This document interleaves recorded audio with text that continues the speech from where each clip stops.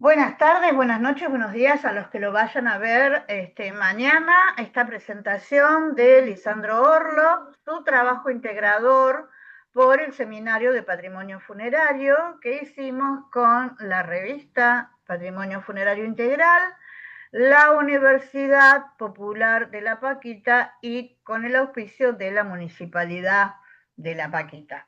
Lisandro nos va a hablar sobre el cementerio de la Recoleta, del cual él es uno de los especialistas más completos, porque nos puede hablar de la arquitectura, de la simbología y de todos los aspectos que ha estudiado, que lo vamos a ver hoy en este PowerPoint. Así que sin más preámbulo, le cedo la palabra a Alessandro para que nos cuente brevemente cuál es su trayectoria, qué ha hecho de su vida, que nos cuente parte de así de...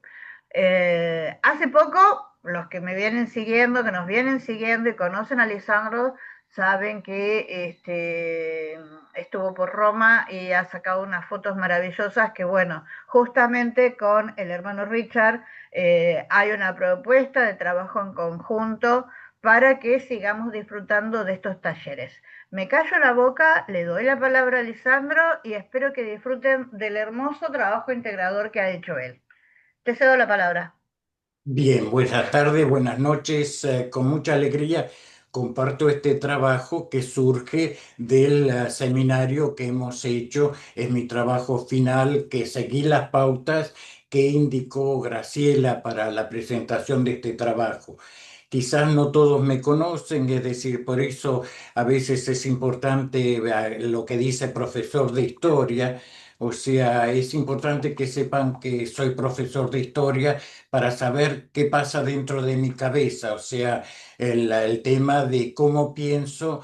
Para mí como historiador, cuando voy al cementerio, voy a investigar. El cementerio La Recoleta es el objeto de mi estudio. Entonces, no es que estoy pasando de un cementerio a otro, sino es una cosa de mucho tiempo, de muchos años trabajando sobre el mismo tema. Creo que en ese sentido, lo que me preocupa muchas veces y lo que me interesa compartir con ustedes es más que nada metodología que ustedes puedan aplicar a cualquier cementerio. Lo que esté yo diciendo con respecto al cementerio La Recoleta, espero que sea válido para todos los otros cementerios. Como trasfondo, es decir, yo me dedico a este trabajo de investigación en el cementerio de La Recoleta a partir de septiembre del 2018. Ahí empiezo a hacer las primeras visitas con interés de investigar.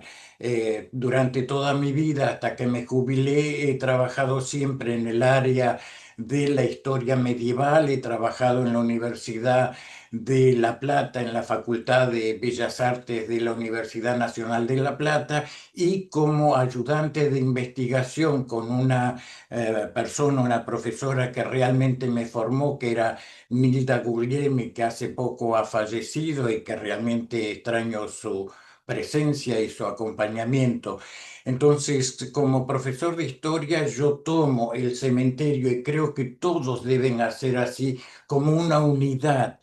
Si bien yo investigo cada una de las tumbas de los monumentos funerarios, tengo que tener en mente que el cementerio es una unidad, tanto de tiempo como de espacio. O sea, cuando decimos la fecha de fundación, fantástico, quiere decir que desde esa fecha hasta hoy es el tiempo en el cual vamos a estar investigando. Es una unidad de tiempo porque todo el material, todo el patrimonio funerario nos está indicando un proceso que se llama de larga duración, con lo cual nosotros podremos hacer algunas fragmentaciones, poner periodos, que lo vamos a ver más adelante, pero lo interesante es que podamos formular preguntas. Muchas veces yo me formulo preguntas que no tengo la respuesta, pero lo importante es que tengo la pregunta que me indica el camino que quiero seguir para investigar. En ese sentido, también hay que prestar mucha atención. Acá tienen la imagen de la entrada del peristilo de la Recoleta. Y el ingresar a un cementerio, tenemos que tener en mente que estamos pasando de un espacio y de un tiempo secular que se mide y se trabaja en forma específica a un espacio más de una intensidad de significado que podríamos llamar en un vocabulario antiguo sagrado, pero estamos un ingreso, es un proceso que exige en nosotros mismos una actitud mental diferente. Todos los elementos que encontramos en los cementerios tienen significación. Es decir, ninguno de los elementos está puesto gratuitamente. Todos son indicadores de una realidad más profunda.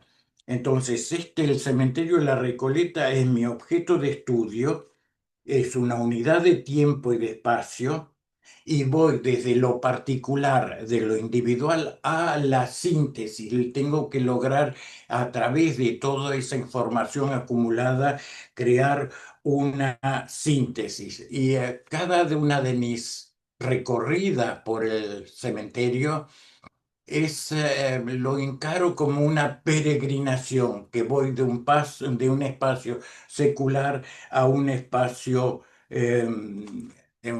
sagrado. También tenemos que ver, se usa mucho la palabra patrimonio tangible y patrimonio intangible. Y eso, querramos o no, detrás de esa división que se usa frecuentemente está el pensamiento neoplatónico. Es decir, que nosotros estamos viendo esta realidad, pero tenemos que tratar de que esta realidad, estos monumentos funerarios nos permitan ingresar al misterioso mundo al cual ellos están señalando. No hay ningún elemento que no esté destinado a señalarlo que hay otra dimensión. Es como que pasamos el proceso del mito de la caverna de Platón. En el mito de la caverna de Platón, que es esencial para entender la realidad funeraria, es un grupo de personas, de seres humanos que están encadenados y obligados a mirar hacia el fondo de la caverna. Por la puerta de la caverna, iluminados por el sol, ven las sombras de las personas que están pasando por detrás de ellos, que ellos no ven, solamente ven las sombras reflejadas en el fondo, hasta que viene alguien que los quiere liberar, los tiene que convencer de que miren hacia el otro lado, es decir, que pasen, que tienen que hacer un cambio, tienen que hacer un movimiento, tienen que darse vuelta para ver realmente la verdadera realidad.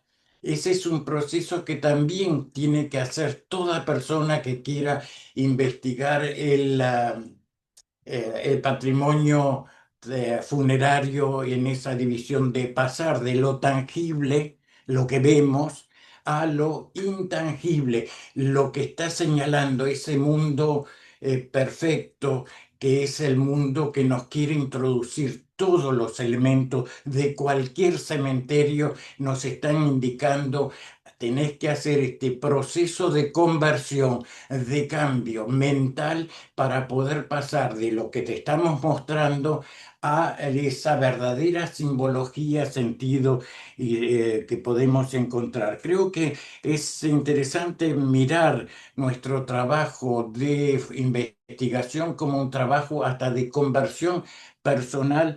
Necesitamos pasar de un espacio al otro.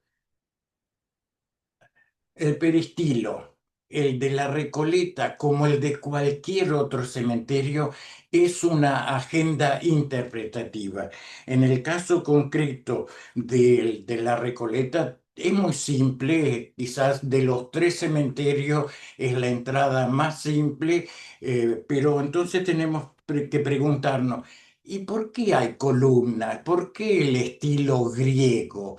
¿Por qué el arquitecto Busquiazo, Juan Antonio Busquiazo, elige para este y para el de la Chacarita, elige el templo, esta estructura griega de templo?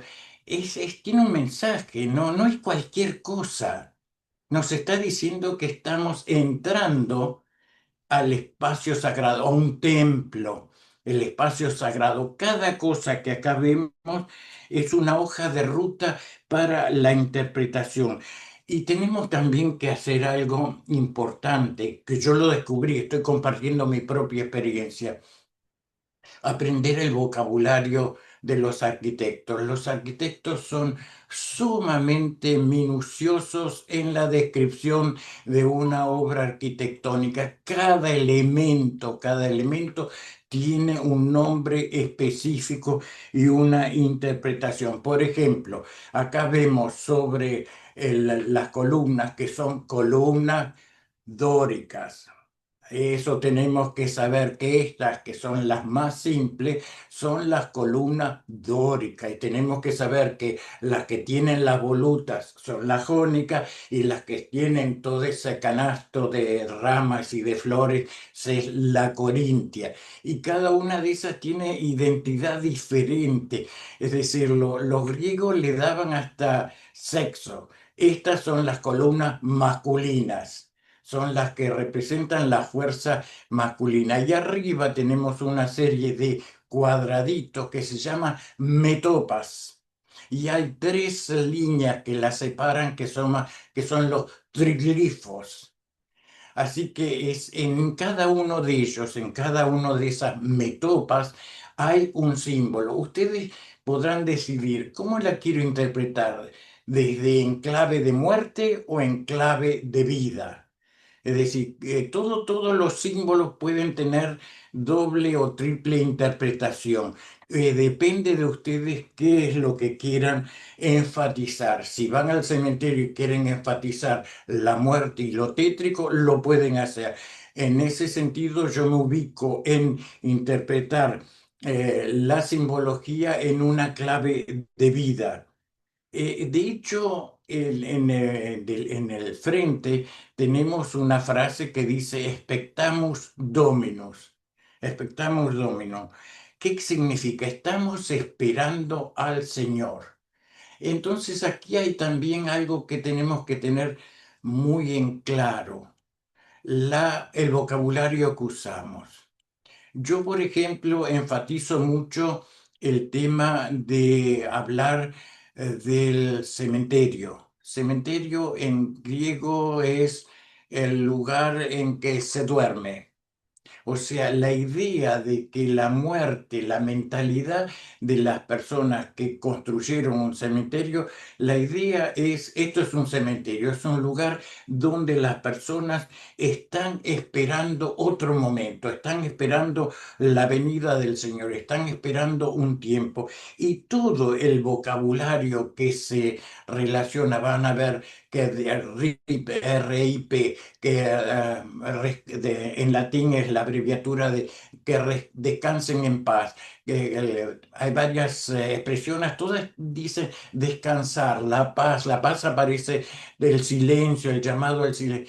Este es un lugar donde la memoria de nuestros seres queridos están en la espera de otro tiempo, de otra dimensión, lo que ustedes quieran llamarlo, pero no es un lugar, a mí me parece, yo trato de evitar lo de necrópolis. Es decir, para mí no es la ciudad de los muertos, sino es la memoria viva que nosotros queremos mantener, es de las memorias vivas de la gente.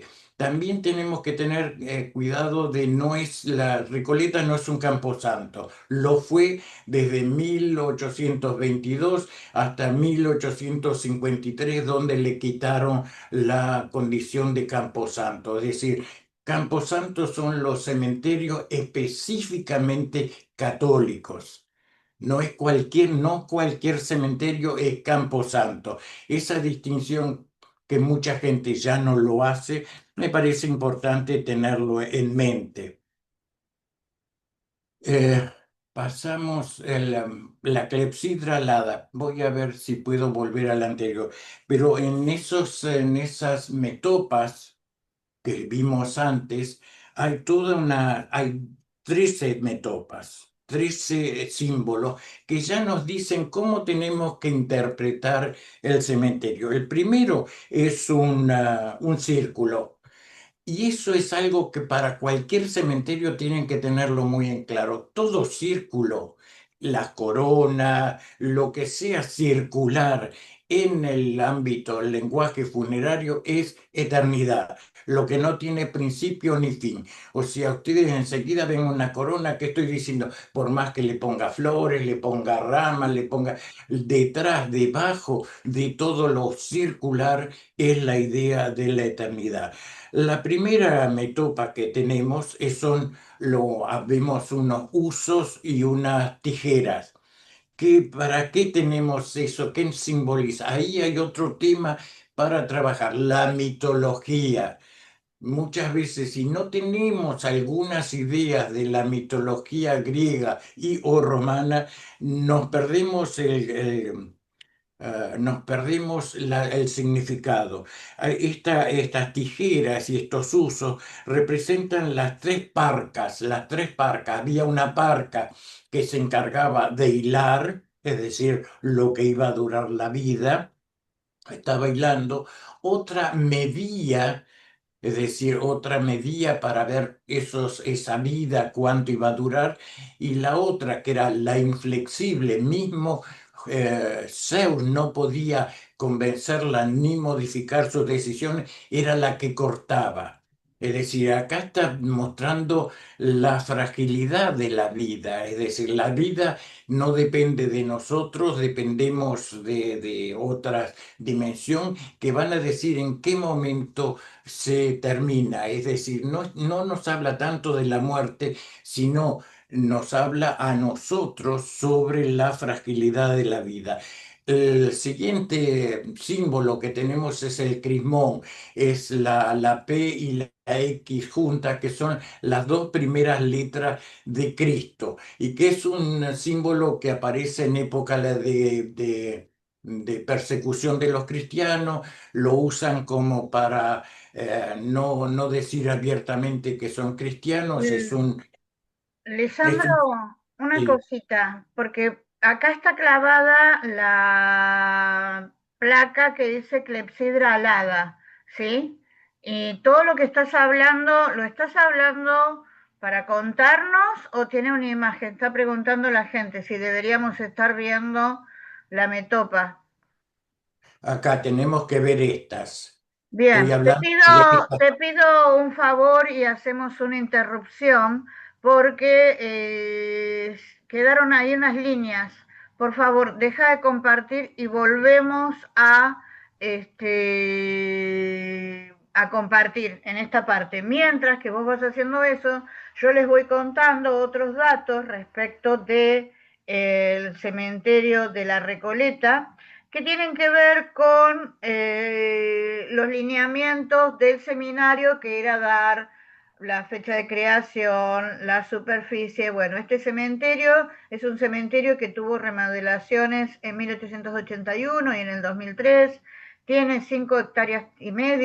La cantidad de bóvedas que posee son 4.870. Se ubica en el barrio de Recoleta, en la provincia de Buenos Aires, Argentina.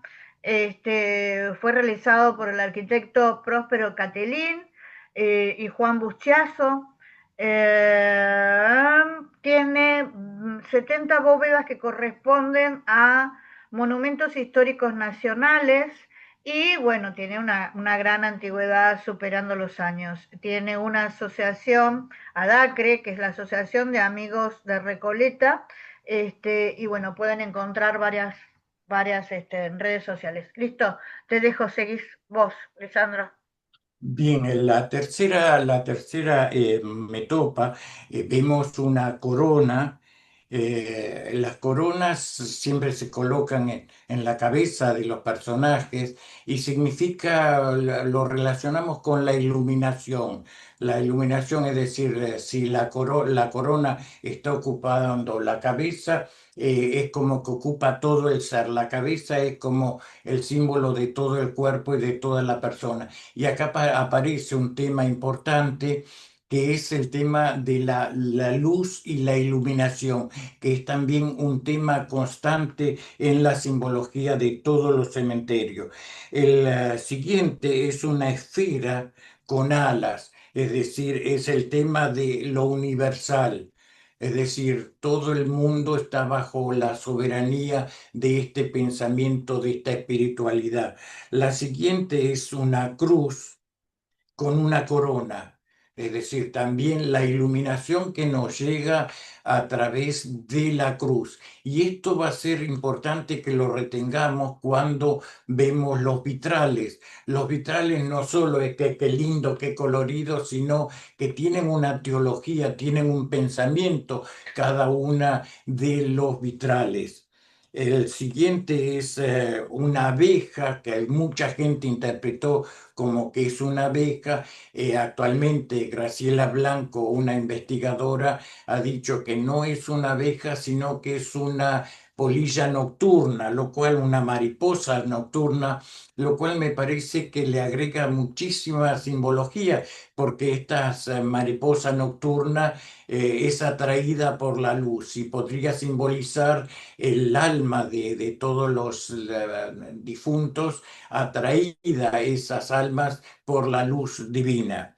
El siguiente es el uróboro, es esa serpiente que se muerde la cola, que también es otro círculo que nos está hablando del principio y de aquello que no tiene ni principio ni fin, que siempre renace eternamente. Esto nos introduce en otro tema que tenemos que trabajar, que es el concepto del tiempo. En la mitología en general el tiempo es circular, mientras que el cristianismo con el alfa y el omega nos muestra que el concepto cristiano de historia es lineal, tiene un principio y tendrá en algún momento un final. Son dos conceptos diferentes de tiempo, que los cristianos no han renunciado a ese concepto circular, porque todos los años las fiestas litúrgicas se renuevan y se repiten todos los años. Es decir, el cristianismo tiene un concepto de historia lineal, pero también vive en una especie de tiempo circular. Continuamos. El siguiente es este es un tema que mucha gente desconoce.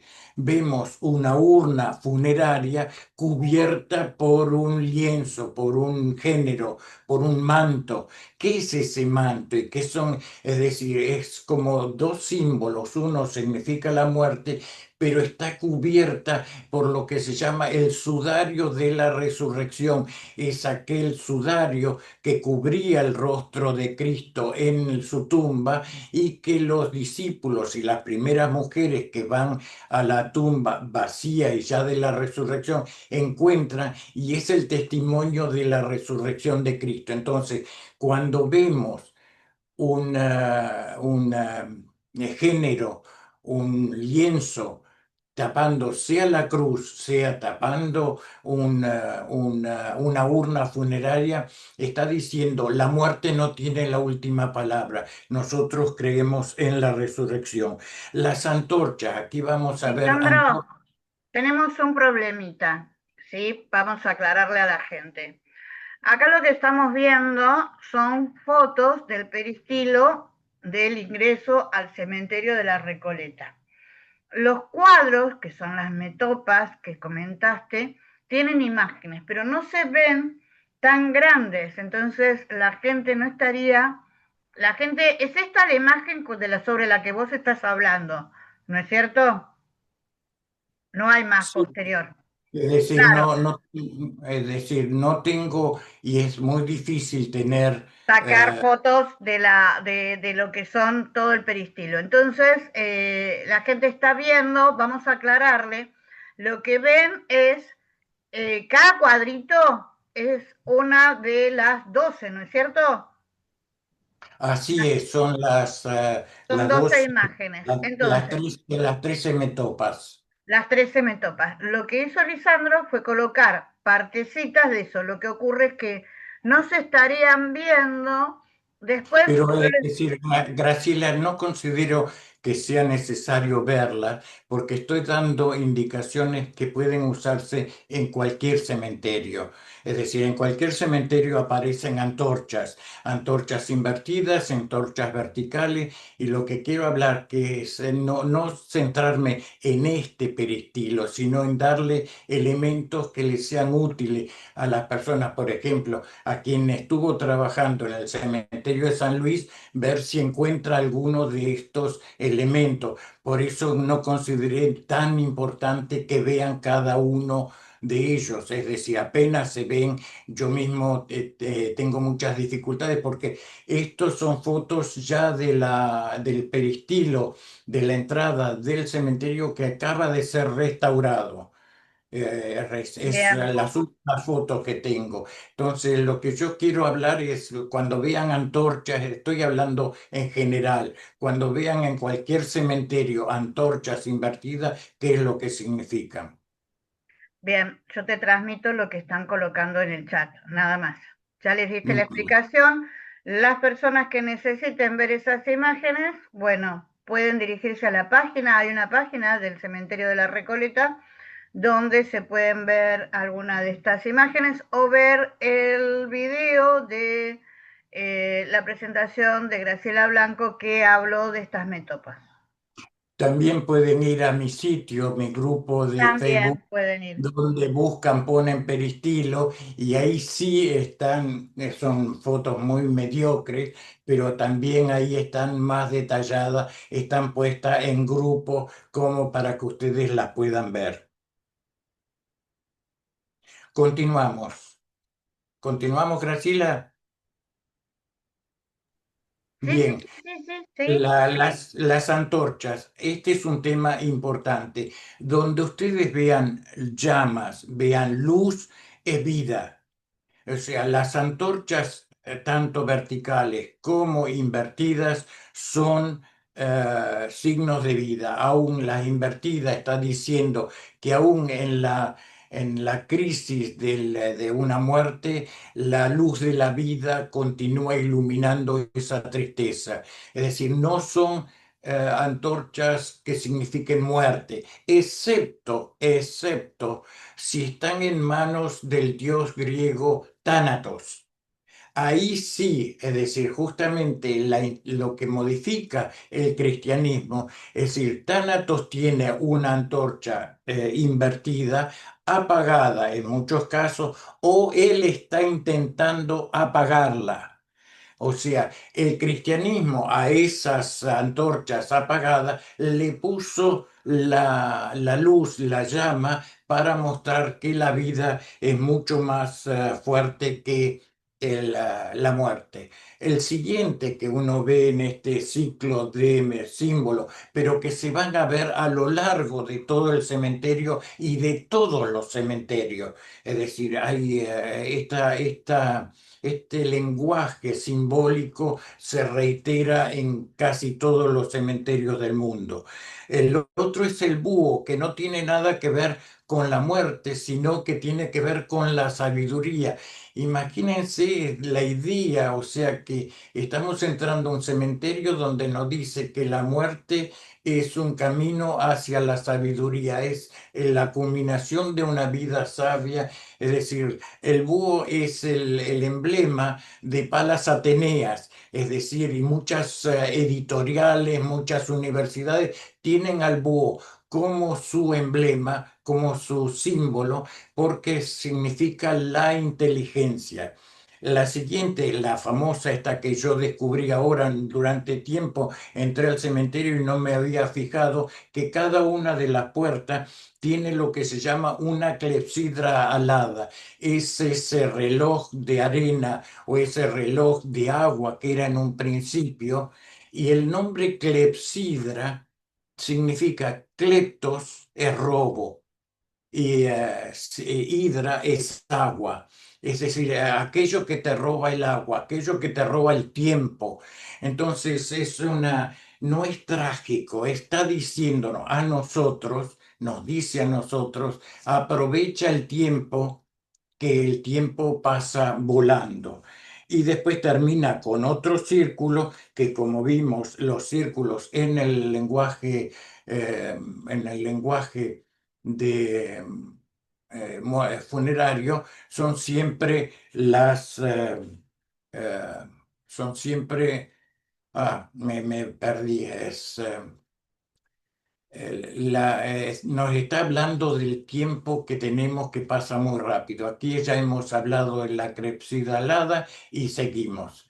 Aquí es interesante, algo que yo en general no hice, pero lo puse como que los cambios mentales frente a lo funerario son lentos, son lentos. Las cosas no cambian de un momento a otro, es lo que los historiadores llamamos procesos de larga duración. Fíjense, ya hay un antecedente en el año 13, se pide que ya se terminen con las inhumaciones en las iglesias, y aquí están las explicaciones, que hay un abuso, etcétera, etcétera.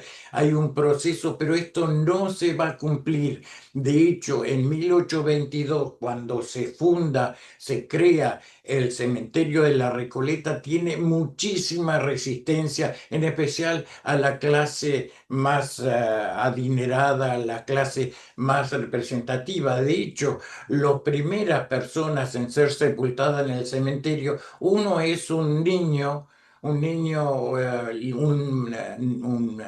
liberto, un esclavo que nació después de 1813. Ustedes saben que en la Argentina la esclavitud se terminó solo en 1853 con la Constitución Nacional. En 1813 lo que se libera es la liberación de vientres, es decir, los que nacen a partir de el 1 de enero, que es la constitución de la Asamblea del año 13, esos serán libres. O sea que fíjense la pobreza de los primeros que son enterrados, y durante 50 años el cementerio va a ser para la gente más humilde.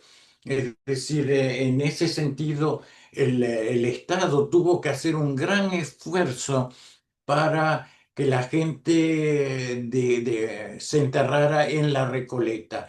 Y la otra persona que fue enterrada en el segundo día de la apertura es una inmigrante, o inmigrante en aquel entonces no lo era, porque era una uruguaya, que en ese momento la banda oriental pertenecía a la Argentina, pertenecía, era parte.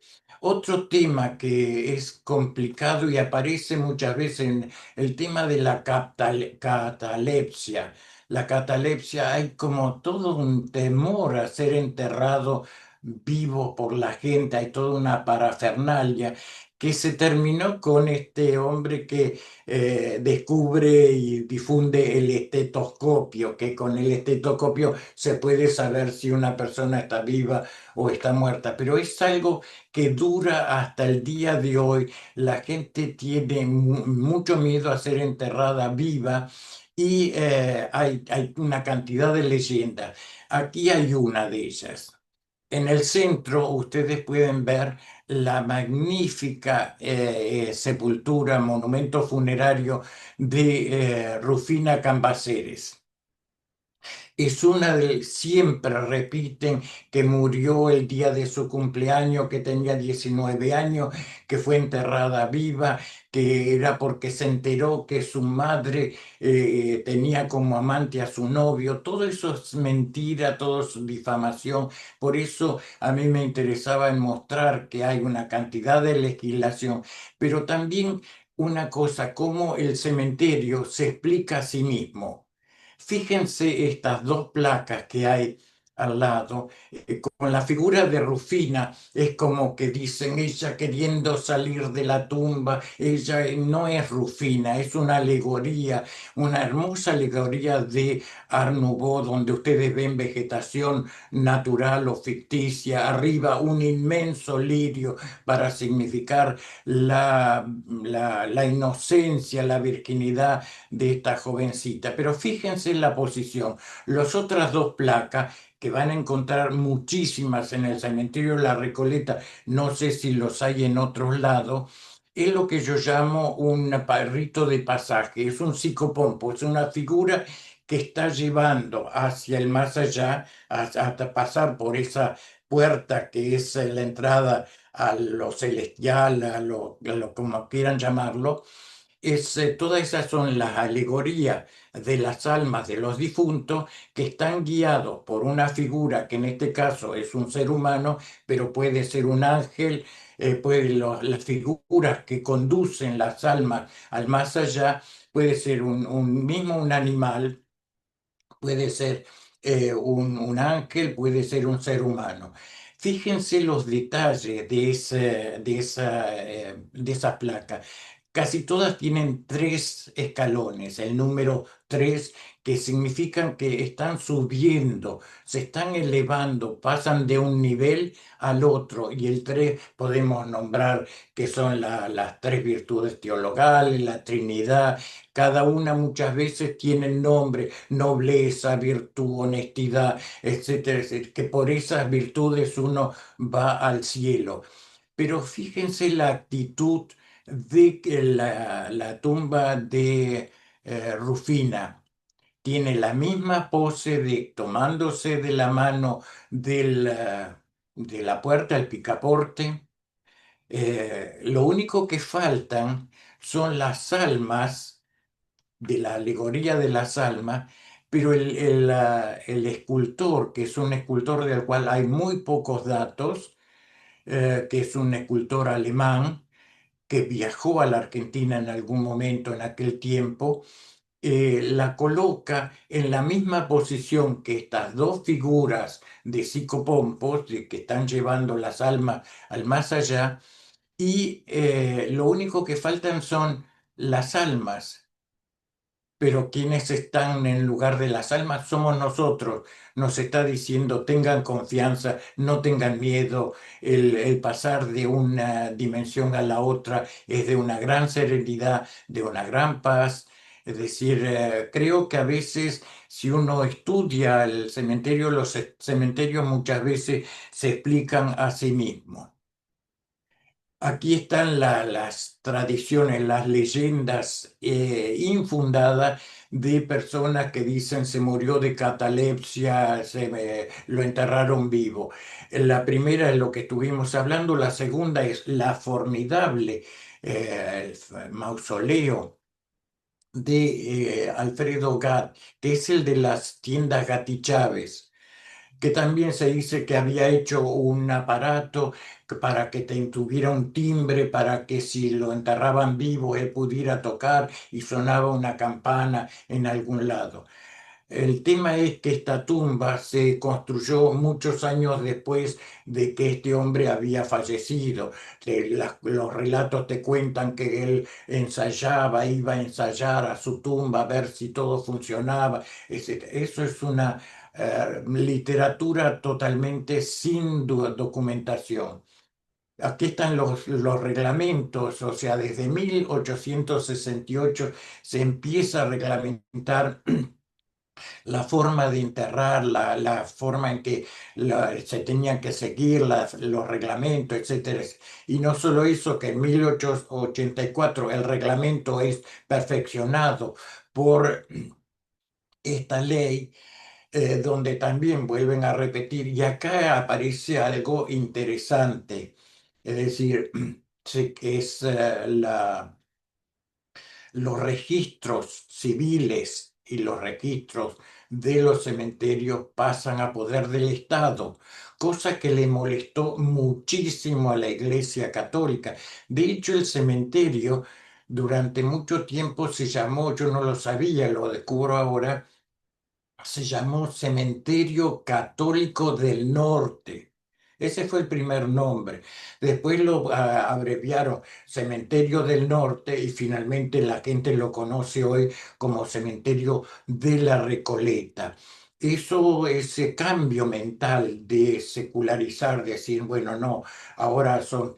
Y también hubo un problema, es decir, en 1853 se muere un amigo de Bartolomé Mitre, 53-63, 1863 se muere un amigo de Mitre que era abiertamente masón. Entonces el obispo decide que no lo deja enterrar. Y entonces el Mitre dice, sí, lo vamos a enterrar y lo entierra.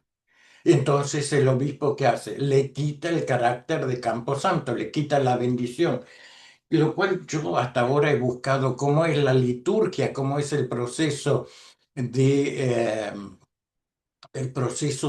sacar la bendición, pero sí encontré cómo es el proceso de darle la bendición.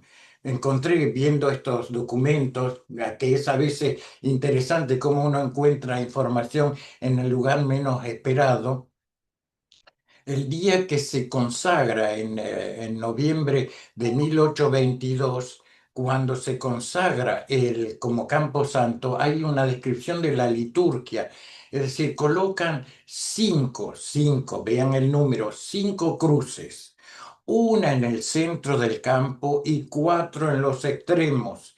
O sea que podemos ver ya toda una simbología del centro, el lugar central, el ónfalos, el centro del mundo. Podemos hacer toda una interpretación simbólica de esa cruz en el centro con los cuatro lados del mundo, el universo. Hay toda una simbología y dice que llegaron con el deán de la catedral, llegó al lugar este acompañado de un coro, de los otros sacerdotes que cantaron las letanías de los santos, que es muy, muy larga, muy interesante.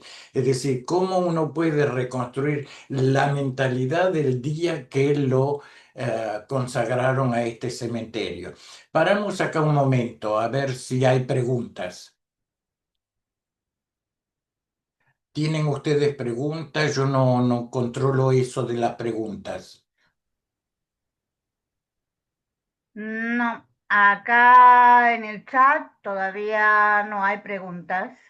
Está todo muy fluido, así que podés seguir continuando. Cada uno que desea hacer una pregunta, hay dos opciones. Va Lisandro a hacerle una interrupción en el trayecto de su exposición, o ustedes pueden levantar la mano, está al lado de donde dice compartir, y nosotros ya sabemos que quieren hacer una pregunta. ¿Ok? Continuamos, Lisandro. ¿Cómo vamos con el tiempo?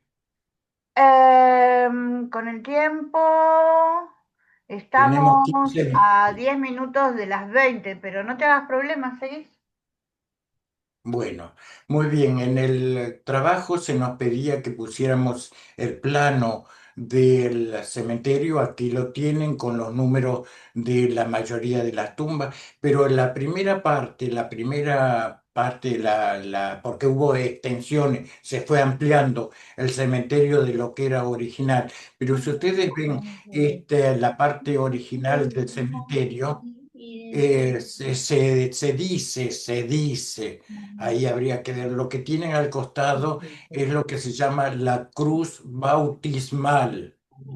Entonces, ¿cómo que esa parte del cementerio estaría representando la cruz bautismal?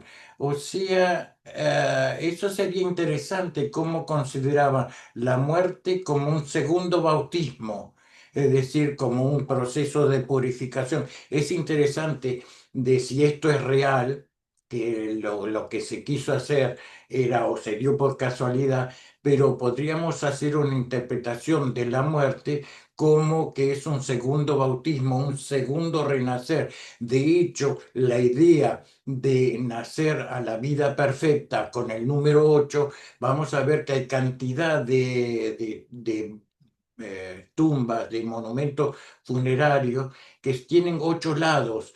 Y los 8 lados que tienen las pilas bautismales cristianas, las pilas bautismales cristianas, que son el nacimiento a la vida de fe, etcétera, etcétera, saben tener 8 lados porque el 7 es el número sagrado, pero el 8 es el de la resurrección, es el número perfecto, etcétera. Toda una simbología de los números que tenemos que prestarle siempre mucha atención. Tipos de monumentos funerarios. Acá podemos ver cómo era de simple al comienzo el cementerio. Es decir, vemos esta tumba quedó en el medio de un pasillo con las distintas reformas que hubo en el cementerio, esta quedó, pero fíjense lo simple, esto es Carlos Tejedor, un gobernador de la provincia de Buenos Aires, que es una especie de pirámide trunca. Esta es una lápida inglesa muy interesante por el dibujo que tiene arriba, que es una de las pocas presencias de un sauce llorón con toda la simbología botánica que podemos ver. Tipo de monumento funerario. Estos son tres monumentos realmente. El del medio es un famoso cenotafio. Es decir, tres amigos que mueren en el lapso de un año, o literatos, abogados, políticos, son los tres. Y algo que tienen que tener en cuenta, arriba, el hecho de que tenga alas no significa que sea un ángel.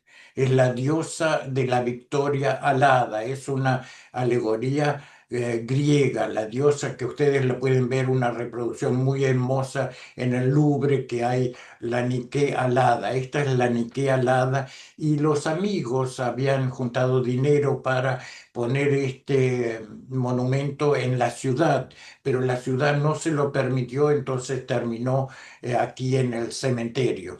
El de la, el de la izquierda es alguien que yo admiro mucho, que es Tedín, Virgilio Tedín, que fue un juez federal, nacional, que en su tiempo, fines de 1890, se opuso como juez federal a dos temas, al fraude político. Imagínense, en pleno auge conservador, este juez se opone al fraude y a la corrupción. Les escuchan, ¿no? A la corrupción y al fraude.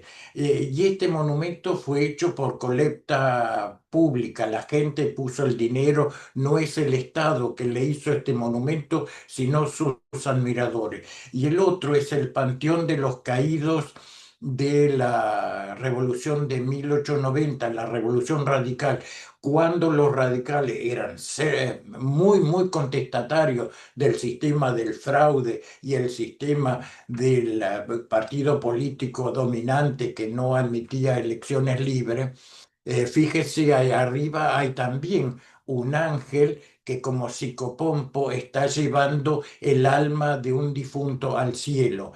Lo interesante y lo que tenemos que tener en cuenta que aquí están también varios presidentes como Hipólito Yrigoyen está enterrado ahí y Elpidio González, un ejemplo de realmente de vicepresidente para el cual se estableció la jubilación de privilegio, porque este hombre vivía en la pobreza más grande y él no aceptó. Miren la dignidad de este hombre, a pesar de que vendía anilinas en los tranvías y en la calle, los amigos, viendo su situación económica, hicieron aprobar en el Senado la jubilación de privilegio para los vicepresidentes y él dijo, he recibido de la patria bastante agradecimiento, no necesito, y murió en la pobreza.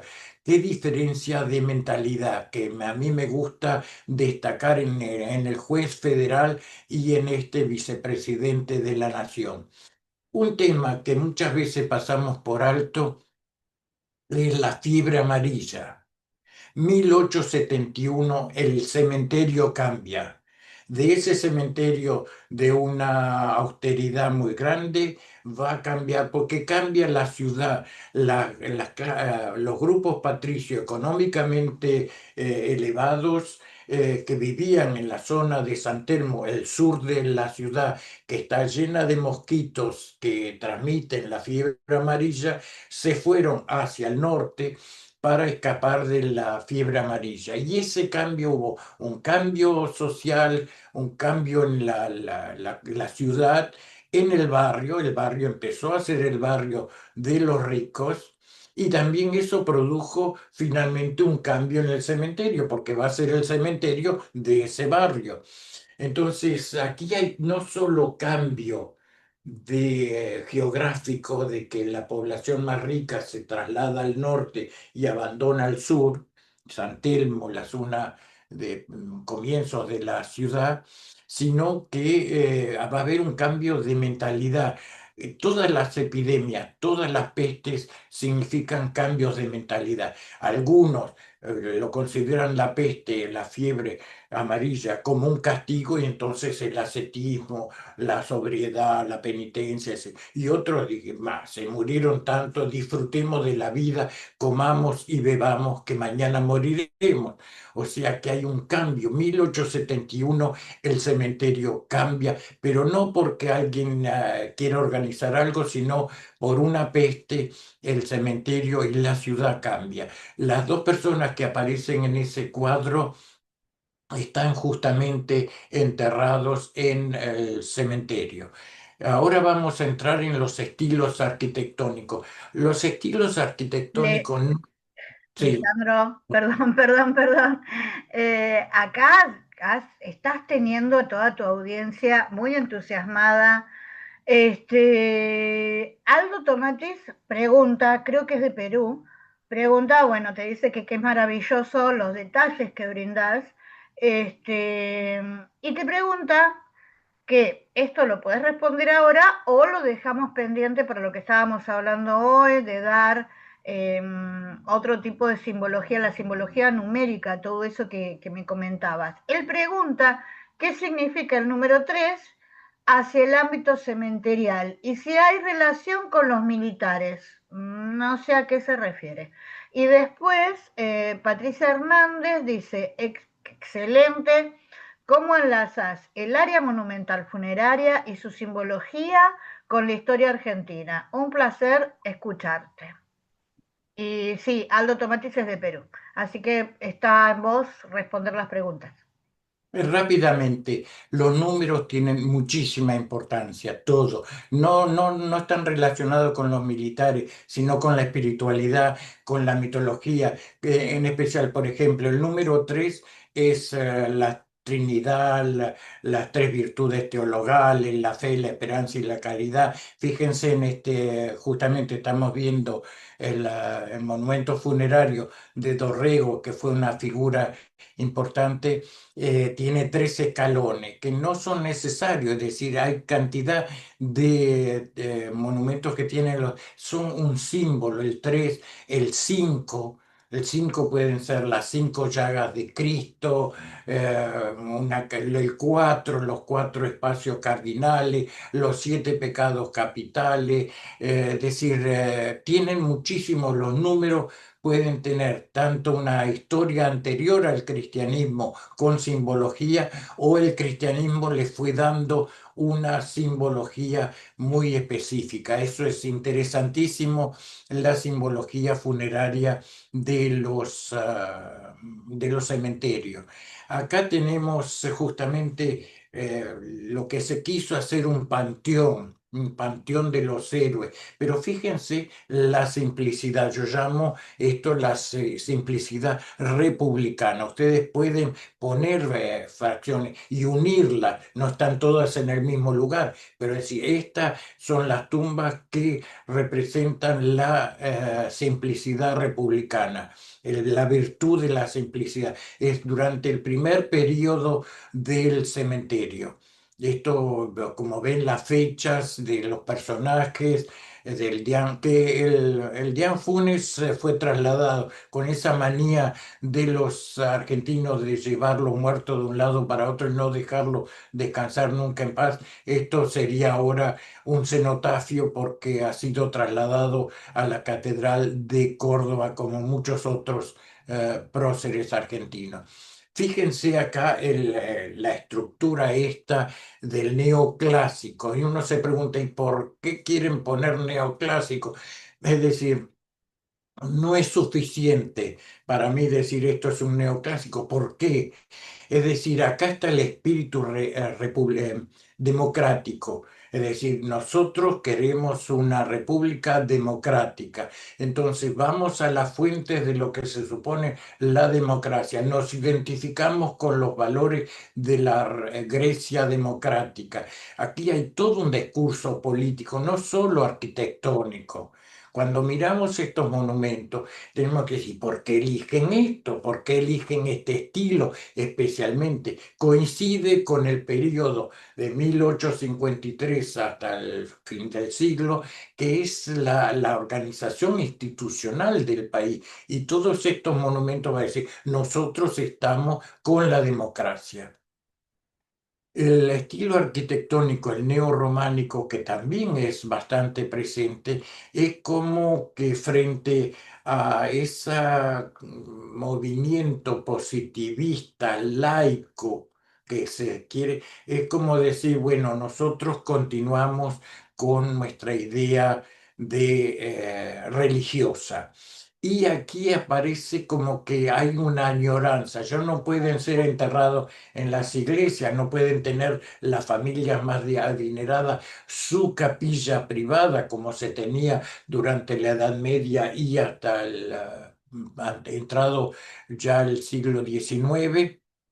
Entonces, si no puedo tener una capilla privada en la iglesia, lo voy a tener acá en el cementerio. Y en la estructura de neorrománica es sumamente contundente y esta es una placa que nos introduce en el alfa y el omega, el Cristo en esa mandorla, esa especie de nuez que lo rodea, que tiene toda una simbología.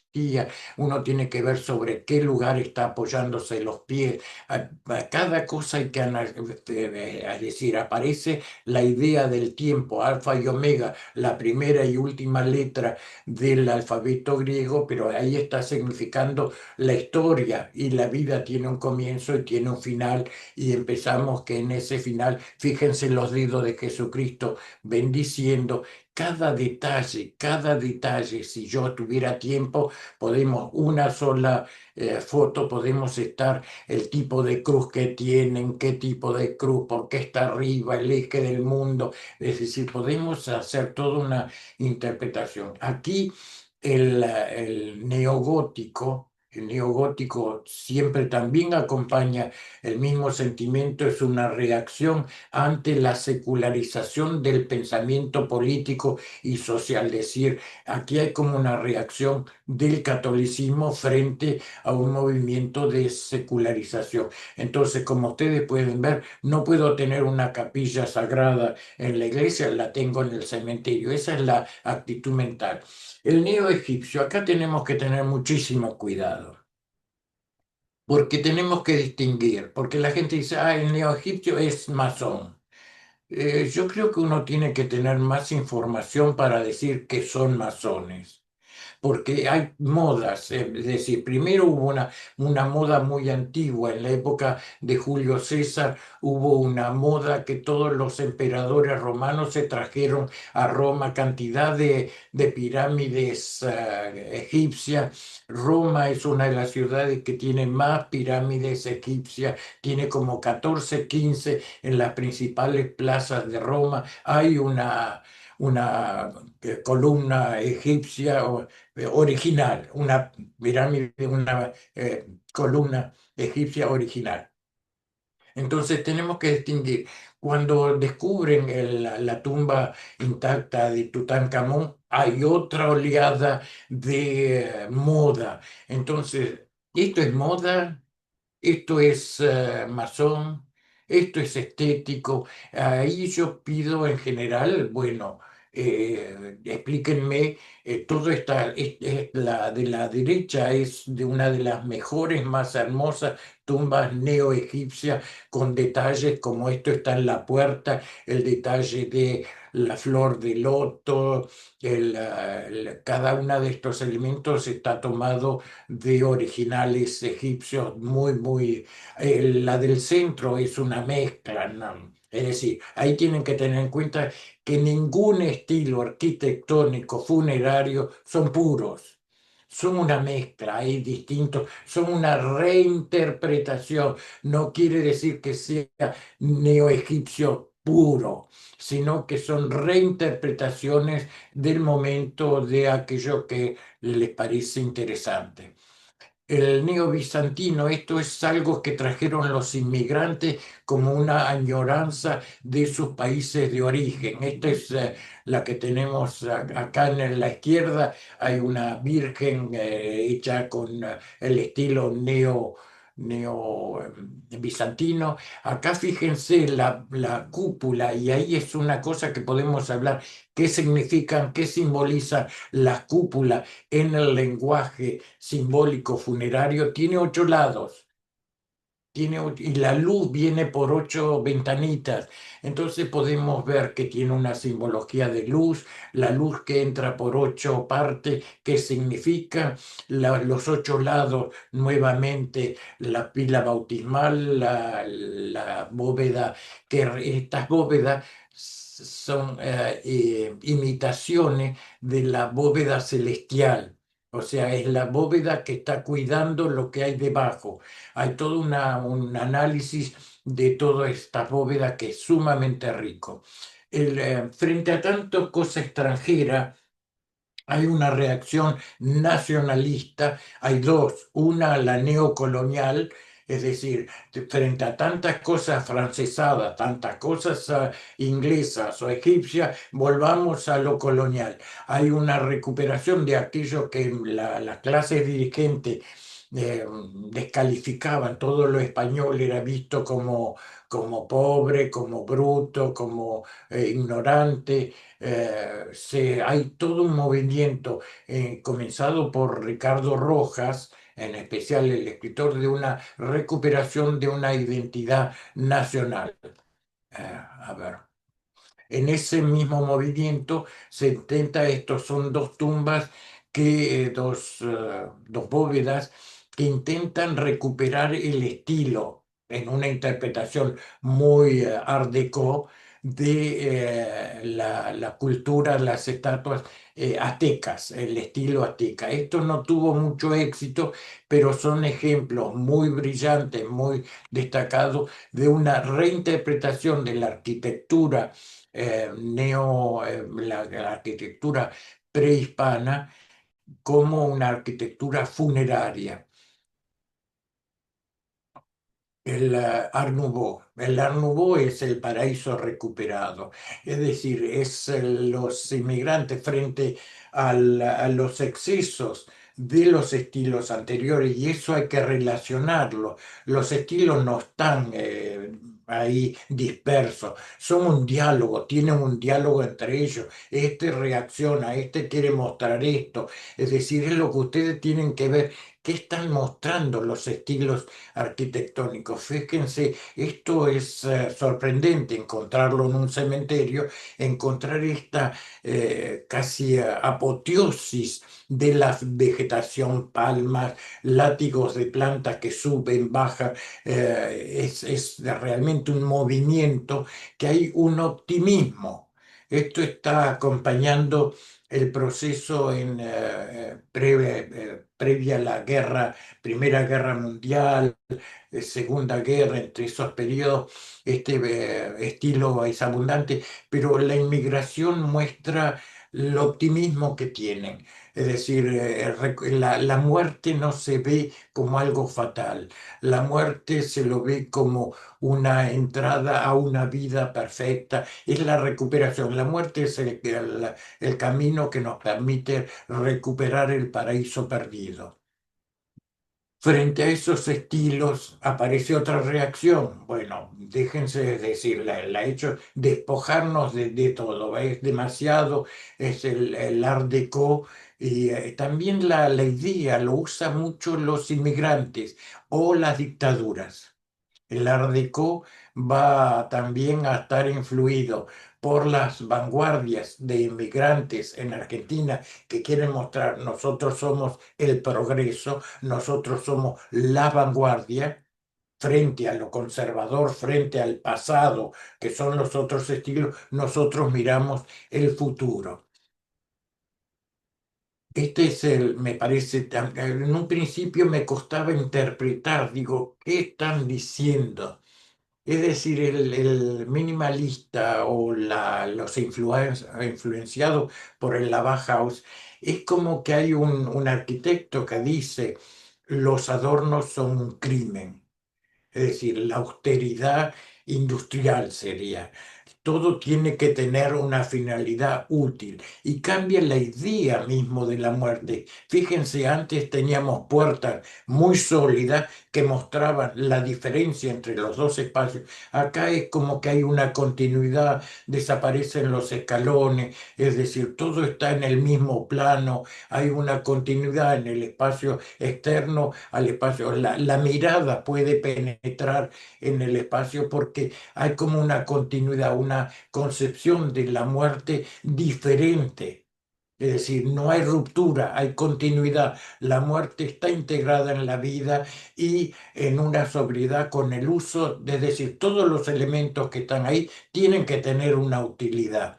Ese es el tema de la Bauhaus aplicada a la arquitectura funeraria. Otro tema que como documento lo tenemos que usar, es decir, para mí es un archivo estupendo de historia y de la simbología. El mundo de las placas conmemorativas son de una riqueza extraordinaria. Fíjense también un tema que me interesa, el trato del cuerpo masculino. Es decir, siguen una idea muy griega, es decir, que la belleza se expresa con el cuerpo masculino y no tanto femenino. Y a veces, muy pocas veces vemos un cuerpo femenino desnudo total. En cambio, sí es posible ver una cantidad de cuerpos masculinos totalmente desnudos. Eso me ha llamado la atención de la forma en que se trata y ahí habría un tema que muy pocas veces hablamos, que es la sexualidad y la muerte, Eros y Tánatos. Es decir, aquí podríamos hacer todo un trabajo de la perfección que se muestra. Esto es un cuerpo no normal, es un cuerpo ideal que está aferrado. Yo diría que no es un doliente. No es un doliente, es una alegoría de alguien aferrada a la urna funeraria, pero está cubierta por el sudario. Y fíjense este paisaje pequeño que hay. Y muchas veces hay edificios que a través de las placas conmemorativas podemos reconstruir la arquitectura de la ciudad, de la cual el cementerio es espejo. El cementerio no está divorciado de la ciudad, sino que la refleja. En el centro tenemos otra escena psicopompa, pero fíjense, la puerta tiene un león. Es decir, entramos en el tema que vamos a ver, el bestiario, lo mismo que las esfinges, el bestiario imaginario, el bestiario más natural, y el león tiene una ambivalencia, puede ser para cuidar o para amenazar. Es decir, esa puerta está o cuidada o le está diciendo no entren que acá ustedes no son bienvenidos. Monumentos más relevantes, estos son los tres que a mí me parecen más relevantes. Yo he trabajado bastante, el de la izquierda es el Dorrego Ortiz Basualdo, donde hay mucha discusión de la gente no sabe interpretar la menorá que hay, donde está esta figura que es una alegoría, es decir, yo me ubico en la iconografía medieval y esto es la alegoría del diálogo entre la iglesia y la sinagoga. La menorá representaría la sinagoga y esta figura no está iluminando porque tiene un pequeño aparatito para llenar con aceite. Es decir, la iglesia le da un nuevo contenido al Antiguo Testamento en la menorá. La del centro es también otro Dorrego, Luis Dorrego, y tenemos un ángel. Fíjense la estrella que tiene en la cabeza, significa la estrella de 5 puntas, que es el ser humano perfecto, el ser humano que Vitruvio dibujó y que retomó Leonardo, que tiene los 4 extremidades más la cabeza, son los 5 lados del ser humano perfecto. Este ángel está con naturaleza perfecta, llevando la alegoría del alma de la persona, y al pie tenemos también otro ángel, pero es el ángel caído, el demonio. Es la única representación, creo que es la única representación que hay del demonio vencido en el cementerio. Y la otra es una magnífica trabajo arquitectónico de José Cepaz, el creador del diario La Prensa, donde hay dos virtudes teologales debajo, la fe y la esperanza, que están indicando como en un triángulo armónico hacia arriba, donde la acción está hecha arriba, donde un ángel, también psicopompo, está acompañando al resucitado, al alma del resucitado, y le está indicando el camino al cielo, mientras que hay una figura que está caída, que es la muerte vencida. Fíjense cómo siempre la idea que la vida, la resurrección, vence a la muerte. Ese es un tema constante en toda la iconografía del cementerio. Monumentos más relevantes, aquí la izquierda tenemos la a Edipo venciendo a la Esfinge. Es la tumba de un comisario asesinado por un anarquista. En el centro tenemos también el secretario de este policía que muerto. Aquí está el joven recibido mismo con mucha alegoría. Esta es otra de otro, un general, donde está la alegoría de la República. Esta señora, cuando la vemos que anda con el escudo nacional, bueno, es la República. Entonces este es un general, y la victoria, que posiblemente no sea un ángel, sino es la victoria mostrándole el camino al cielo. Miren la interesante que es la forma de esta cruz, que podríamos detenernos a discutir. Esta es la tumba que más me gusta. Esta es la mía, esto acá la comparto, no forma parte del programa, sino es la tumba hecha por Lucio Correa Morales, un gran escultor argentino, pero me parece, para mí es mi rincón en el cementerio. Y fíjense, también tenemos 3 escalones. Esta mujer está apoyada sobre una frase del Padre Nuestro: Fiat voluntas tua, que se haga tu voluntad. Decir esa expresión, cuando lo digo el domingo en la iglesia, no tiene la fuerza de decirlo acá en el medio del cementerio: que se haga tu voluntad. De hecho, esta alegoría se llama serenidad. Y yo creo que es la serenidad que comparte, que comunica el cementerio en general. Todos los cementerios no tienen drama. El cementerio de la Recoleta no es dramático. El cementerio de la Recoleta no es dramático, es de una serenidad total. Para mí esta estatua me da mucha paz. Devociones populares. En general no hay devociones populares en la Recoleta, excepto esto de que no sé si es una devoción, es algo tan cultural.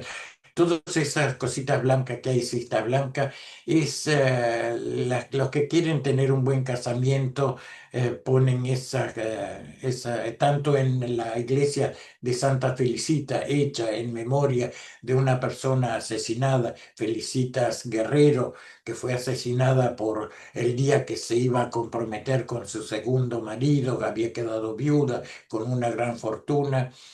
Y también las leyendas, que no son mitos, los mitos yo le tengo mucho respeto, pero las leyendas, esta segunda es de Luz María García Belloso, donde hay que cuidarse mucho detrás de algunas leyendas en los cementerios hay lo que yo interpreto un prejuicio contra la mujer. Es decir, está la idea de que esta chica sale de noche y va a tomar un café y conquista a un muchacho, pero en el momento que tiene que concretar huye, se escapa, el chico le da su saco porque tiene frío.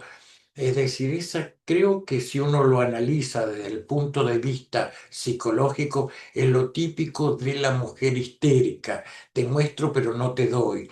Entonces, yo creo que hay que tener muchísimo cuidado con todo este tema de las leyendas. Y yo siempre pido, deme un documento, deme lo mismo que en la devoción popular.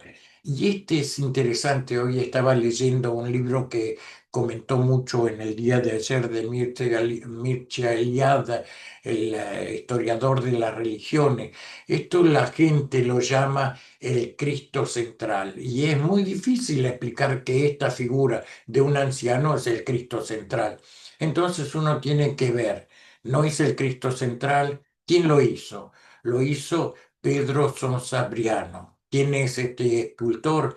Es uno de los primeros discípulos también del anterior que habíamos citado, el de Serenidad. Él le dice el Redentor. Y este hombre está muy relacionado con el Partido Socialista, es decir, con Alfredo Palacio, que fue el primer diputado, el primer senador socialista de América Latina. Entonces yo me puse a mirar esto y digo, este no es para nada el Cristo. Los Cristos resucitados tendrían en sus manos las marcas de la cruz, de los clavos de la cruz, los estigmas. No los tiene. Por lo tanto, no es el resucitado. Y es más próximo a la idea de o es Dios Padre, el Dios creador, el liberador. Hoy la palabra redención quiere decir es el precio que se pagaba en Roma para liberar a un esclavo. O sea que si lo tradujéramos, este sería el liberador central, la figura del liberador, que va mucho más con la idea de un socialista y aún de un masón. O sea que yo haría una lectura totalmente diferente. Vengo haciendo esa campaña. No es el Cristo, es el Redentor, el Liberador. Pero bueno, cuesta mucho cambiar las mentalidades de la gente en los cementerios. Vista panorámica es lo que estaba diciendo Graciela. Tiene casi 5.000 monumentos funerarios. Ocupa 5 hectáreas aproximadamente. No hay estadística muy confiable, no sabemos cuántas personas están sepultadas o enterradas en el cementerio y eso es una carencia de no tener estadística y es importante que en todo momento podamos trabajar más con estadística. Los circuitos de visitas guiadas, voy a ser muy rápido. Por ejemplo, a mí me molestaba mucho que siempre había visitas de los presidentes y estaban las esposas de los presidentes allí y nadie se acordaba, no hay a veces, no hay ni una placa que diga aquí está sepultada la esposa de este primero. es la tumba de Roque Sáenz Peña, el que instituye el voto universal y obligatorio, que no era tan universal, solo eran de los hombres. Pero fíjense en esta cruz con el manto. Esto es lo que se llama la cruz de la penitencia y ese es el manto del el sudario de la resurrección. Aquí tenemos muy interesante, la esposa de Carlos Pellegrini. Para mí es la primer piquetera de la historia, porque esta mujer con sus amigas se oponían a la condena de muerte de un delincuente, no se querían saber nada de la muerte, de la pena de muerte, y van al Senado donde su esposo era el presidente, y hacen tal lío desde de los palcos, desde las galerías en el Senado, que finalmente aprueban de perdonarle la vida. O sea, me parece significativa que esta mujer se implica en la política y no está solamente de adorno. Y el de acá, el de la derecha, ahí está Regina Pacini de Alvear.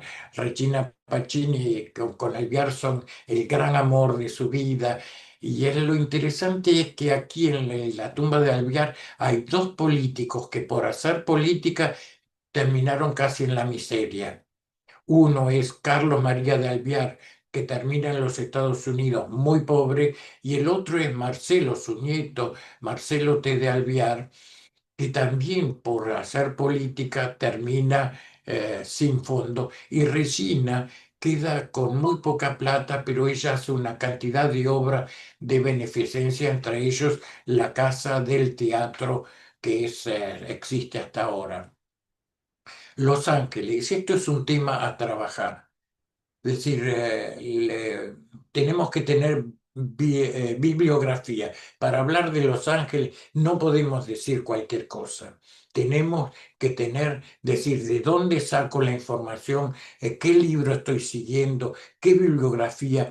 Es decir, como historiador a mí me gusta mucho tener notas a pie de página, es decir, que cada cosa que decimos esté documentado. Entonces podemos hablar de los pies de los ángeles, por qué están descalzos, por qué las manos, dónde la tienen, para arriba, para abajo, qué están señalando, que miran, que arriba miran, nos miran a nosotros.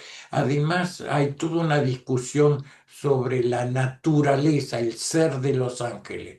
Ahí es un tema interesantísimo para debatir porque los neoplatónicos piensan que la naturaleza de los ángeles son su actividad. Eso es lo que le da su mensaje, qué es lo que hace, cuál es la función de los ángeles, los arcángeles, las categorías y qué tan cerca están del centro del ser y qué tan lejos, etcétera. Eso es un tema a debatir.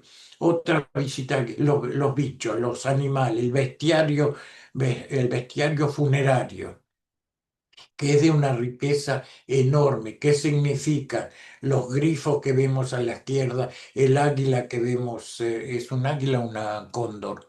Es decir, creo que es un cóndor. Y el ñandú, nunca había visto un ñandú en el bestiario funerario. El herbario, las plantas, las flores, todas tienen significación, todos tienen simbolismo, el helecho, la humildad, el lirio, la virginidad, la virtud, la pureza, y acá hay una cantidad de hierbas que uno no logra, los vitrales. Los vitrales también, es decir, ¿por qué se colocan los vitrales? El que tenemos a la derecha es de un estudio enorme, no es un vitral fácil, pero es decir, que hay una intermediación, las figuras de esta Virgen está puesta como mediadora entre la luz divina y las tinieblas del terrestre, con un montón de símbolos, el cáliz, los rayos. Todo esto podríamos estar un día hablando específicamente. Gracias por acompañarme en este recorrido tan rápido. Bueno, acá te aplauden, te mandan corazoncitos, todo.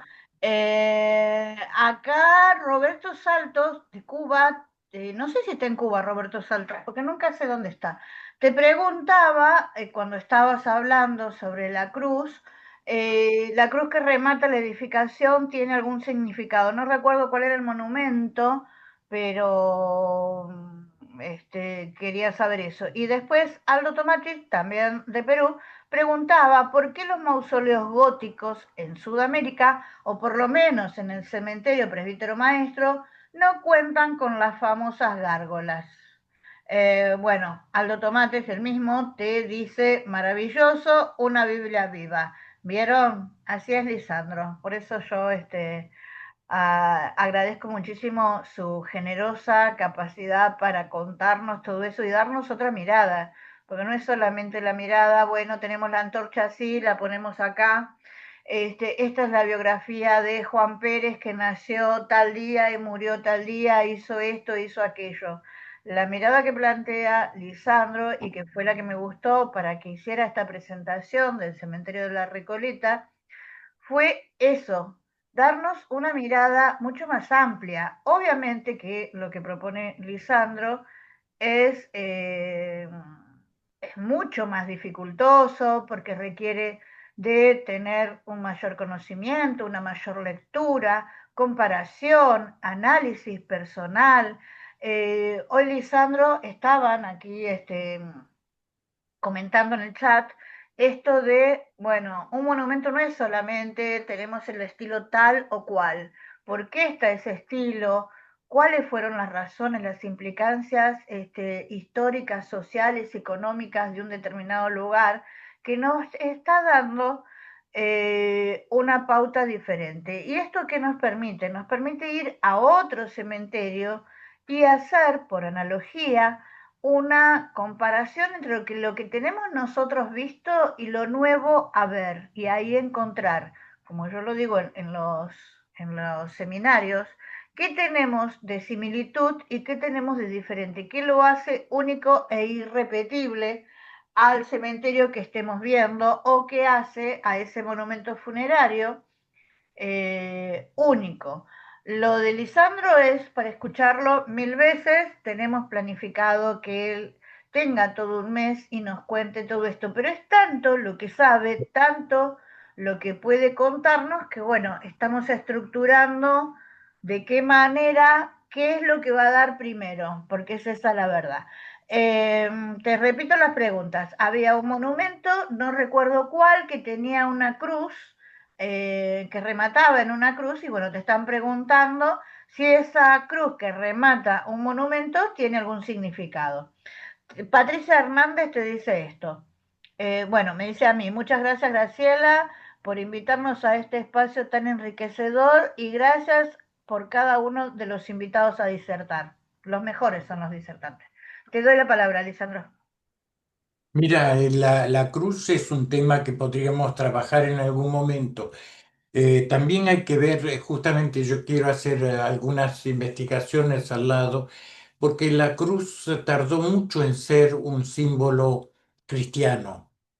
En el tiempo de persecución, los primeros 3 siglos, los cristianos no usaron nunca la cruz ni la crucifixión como un símbolo de ellos. Es decir, claro, imagínense, la cruz la utilizaba el Imperio Romano para ajusticiar a toda aquella persona que fuera peligrosa para las estructuras del imperio. Entonces, ¿cómo van a usar esa justamente herramienta de aniquilación de los que Roma consideraba subversivos? Y a ellos estaban siendo perseguidos por subversivos, no podían en ese momento utilizar la cruz para nada. De hecho, la primera representación de la crucifixión está en una puerta de una iglesia de los dominicos en el Aventino, en Roma, que es como del siglo 7, 8. Es decir, es muy tardía la primera crucifixión. Las cruces pueden aparecer un poco antes, y después de una gran discusión, pero cada una de ellas tiene por ejemplo, está preguntando por qué hay una cruz encima de un monumento funerario. Está marcando el punto de conexión de dos realidades. Es como el eje que comunica dos mundos, lo celestial y lo terrenal. Está puesto como un eje. Ese es el punto donde se comunica el cielo y la tierra. No está puesta en cualquier lugar, tiene una simbología, muchas veces terminan en lo que se llama triforio, es decir, en tres redondeles, en flor de lis, está la cruz armenia, la cruz patriarcal, que yo las he encontrado en la investigación. Encontré últimamente, mucho tiempo antes del nazismo, la esvástica. La esvástica la he encontrado puesta en una placa en el cementerio La Recoleta y no tiene nada que ver con el nazismo. O sea, ese es un tema muy interesante, es decir, la cruz en que sí tiene una identidad y una historia que tendríamos que conocer. A mí me gustaría compartir el tema las cruces porque es uno de los elementos que más se usan. Pero, por ejemplo, lo que yo estoy analizando. Es decir, cuando entramos a un cementerio en general, de alguna u otra forma vemos muchos ángeles. ¿Por qué vemos ángeles? ¿Qué nos quiere decir la presencia de los ángeles? Me está diciendo, estás entrando a la Jerusalén celeste. O sea, la cantidad de ángeles, no importa qué estén haciendo, no importa para dónde miren, ni qué. Es decir, la cantidad de santos tiene un mensaje. Estás entrando a la Jerusalén celeste donde sabemos que va a haber coros de ángeles, coros de arcángeles, coros de dominaciones, potestades, etcétera, etcétera. Lo que nunca encontré como elemento funerario es un serafín, el que tiene seis alas, un montón de ojos. Los ojos son siempre la sabiduría y el conocimiento.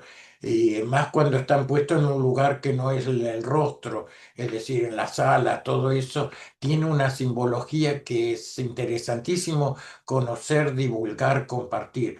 Entonces, las cruces es un símbolo en sí mismo, pero en general puesta sobre la parte superior de un monumento funerario, no importa la forma que tenga, es indicando este es el punto de encuentro entre dos realidades.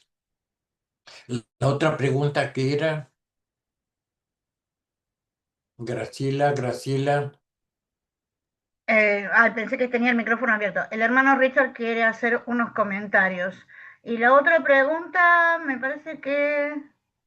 la otra pregunta era, ¿por qué los mausoleos góticos en Sudamérica, o por lo menos en el cementerio presbítero maestro, no cuentan con las famosas gárgolas? Creo que, teniéndolo al hermano Richard, él podría responder eso y de paso hacer los comentarios que desea.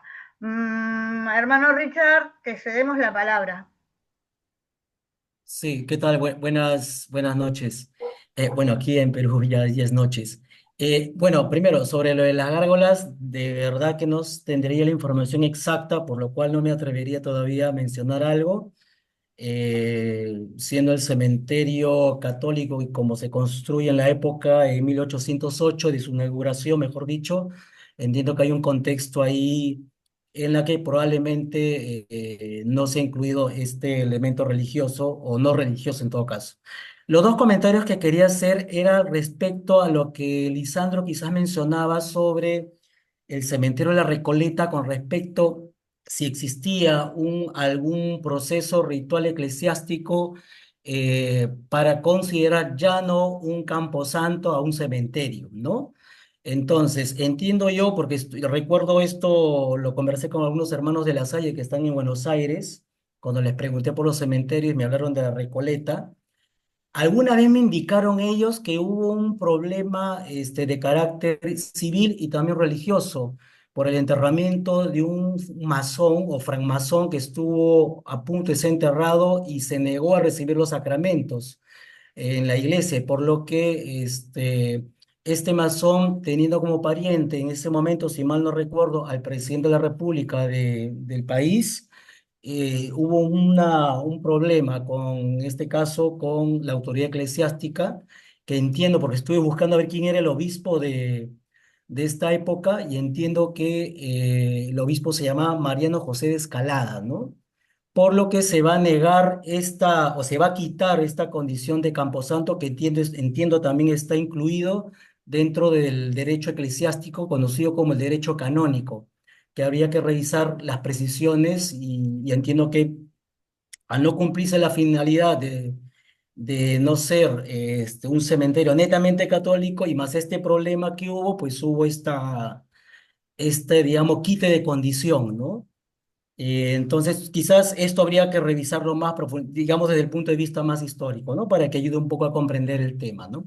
Lo segundo que quería comentar, efectivamente, lo que Lisandro comentaba respecto a, digamos, a la discusión entre las leyendas urbanas y las fuentes verídicas que sustentan que un hecho histórico fue como tal, ¿no?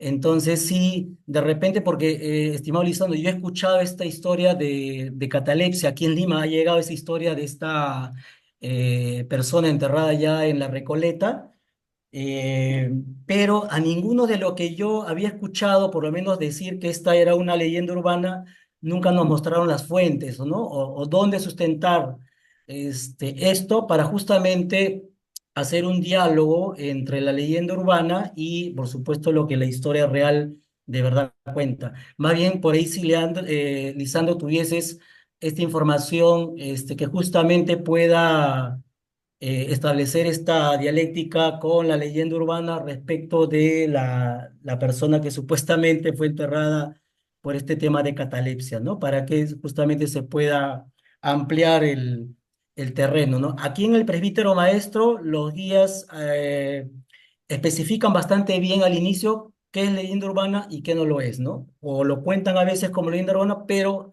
dan también cuenta de que la leyenda auténtica es esta bajo las fuentes que se tienen, ¿no? Bueno, eso es lo demás, los dos comentarios. Muchísimas gracias y gracias, Lisandro, por la presentación. Siempre es un gusto escucharte y aprender. Gracias. Con respecto a la catalepsia, nadie fue enterrado documentadamente vivo. Es todo un invento. Es decir, de hecho, en la presidencia de Sarmiento, como dije, ya en 1850 y algo, establece normas para que nadie sea enterrado rápidamente. Tenía que pasar 36 horas, tenía que estar certificados los papeles, mismo depositado en un depósito en el cementerio, nadie era enterrado inmediatamente. Hay que tener en cuenta que los entierros en los sepulcros del cementerio de la Recoleta, como es lo que se llama cementerio de momias, es decir, la gente para ser enterrada en las criptas de las bóvedas de la Recoleta es hermético, o sea que una persona no tiene oxígeno como para poder resucitar porque está justamente como no están sepultados, sino que están no están enterrados, sino que están sepultados, son un doble cajón, uno de madera externo y adentro es de plomo, herméticamente cerrado para que no haya olores. O sea que toda esa cosa de que sintieron golpes, es todo sin fundamento. Imagínense si alguien descubren las noticias de policía hubieran aparecido. Es como que hay una mentalidad que duró mucho más allá mismo de todas las disposiciones legales. Primero es un reglamento que afecta solo a la ciudad de Buenos Aires, después una ley que afecta a todo el país. Es decir, todas se toman una serie como 40 años antes de que se hagan todas estas leyendas de Rufina Cambaceres, que es la más conocida, o Alfredo Gat, que es la otra que se habla. Ya había toda una legislación para prevenir cualquier tema. Además, siempre hay en historia, hay que tener en cuenta los inventos técnicos, científicos. Apareció el estetoscopio donde se puede saber si hay un mínimo registro de vida, todo eso, pero la mentalidad de la gente sigue todavía teniendo miedo a pesar de todos los cambios, toda la legislación. Esa legislación está, y ahí es donde encontré de cómo se hacía de la consagración de Camposanto, que me pareció una liturgia de lo más interesante y muy simbólica, con esas 5 cruces que relata que se colocaron una en el centro y las 4 en los costados, que cantaron las letanías, etcétera. ¿Algo más, Graciela? No, no, no preguntaron, perdón, ay, perdón. Justo me agarró tos. No, no hay nadie más que esté haciendo preguntas y en Facebook tampoco. Así que hermosa tu presentación, muy rápido. ¿Y cómo hablaste de rápido? Mucho, mucho. Bueno, Natalio te saluda. Muchas gracias, Lisandro. Un gusto escucharte. No tengo más chat. A ver. Graciela, a mí la gente me gustaría que me digan qué es lo que sobró y qué es lo que faltó, porque es decir, en mi vanidad me gusta mucho que me digan qué lindo, pero me ayudaría más que digan, me parece que sobró esto, faltó aquello, muy lindo esto, pero hubiera que, es decir, me gustaría que sean más críticos conmigo. Yo no me voy a ofender si me critican. Bueno, oyentes, esta es la propuesta de Lisandro, así que ¿cuántos tenemos? 13 participantes. Eh, a ver, Aldo Tomatis. Sería grato poder expandir ciertos temas como el significado de los vitrales y las cruces. Sí, eso es lo que comenté hace un rato, Aldo. Vamos a hacerlo. Respecto de las cruces, a inicio del año, creo que fue por marzo, yo di dos talleres hablando sobre las cruces y después Lisandro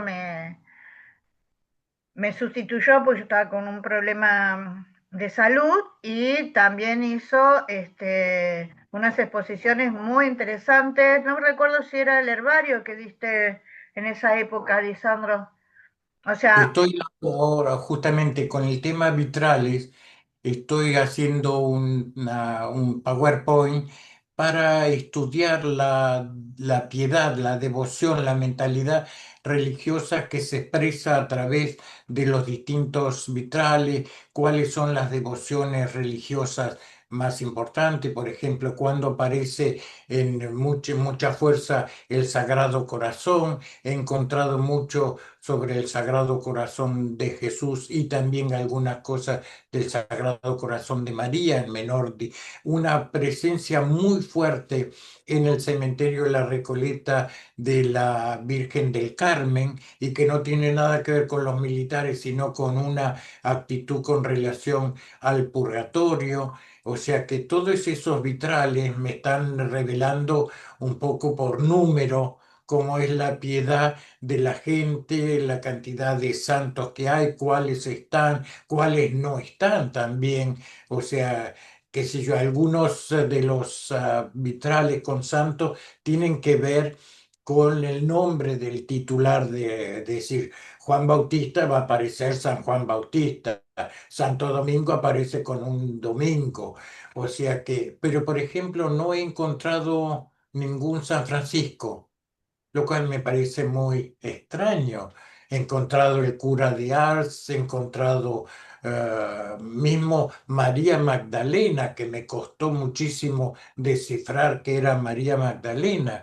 Después puedo confundir a veces a Santa Teresa con Santa Teresita, o mismo tengo que tener cuidado para no confundir a Santa Rosa de Lima con alguna carmelita, tengo que fijarme el color del manto, pero es muy interesante porque nos revelan los vitrales la intermediación que quieren establecer, que quieren ser iluminados por la intermediación de una figura sagrada, y ver también un poco la historia, cuando empieza la piedad, por ejemplo, del Sagrado Corazón, que no es de toda la historia, es del siglo XVIII.